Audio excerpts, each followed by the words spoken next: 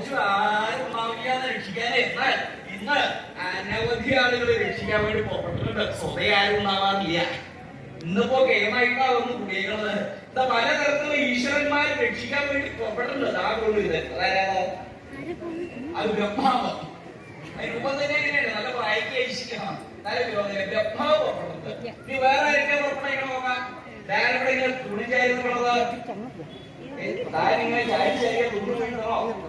ശ്രീപരമേശ്വരൻ രക്ഷിക്കാൻ വേണ്ടി പുറപ്പെടുന്നത്. ഇനി വേറെ ആരൊക്കെ വന്ന് കൂടിയേക്കുന്നത് നോക്കാം. ഇവിടെ ഉണ്ടോത് ശ്രീനാരായണൻ കയ്യിലൊരുക്കുന്ന സാധനിക്കായിട്ടാ വന്നേക്കുന്നത്. ശ്രീനാരായണൻ രക്ഷിക്കാൻ വേണ്ടി പുറപ്പെടുന്നത്.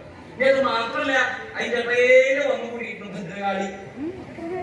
ആ മുഖം കണ്ടാൽ തന്നെ ഭദ്രകാളിയുടെ ഒരു ഛായ ഉണ്ട്. അതിന് പറ്റിയ വേഷത്തിലാണ് വന്നേക്കുന്നതും. ഇങ്ങനെ പലതരത്തിലുള്ള ഈശ്വരന്മാരും രക്ഷിക്കാവുള്ളൂ. സുബ്രഹ്മണ്യൻ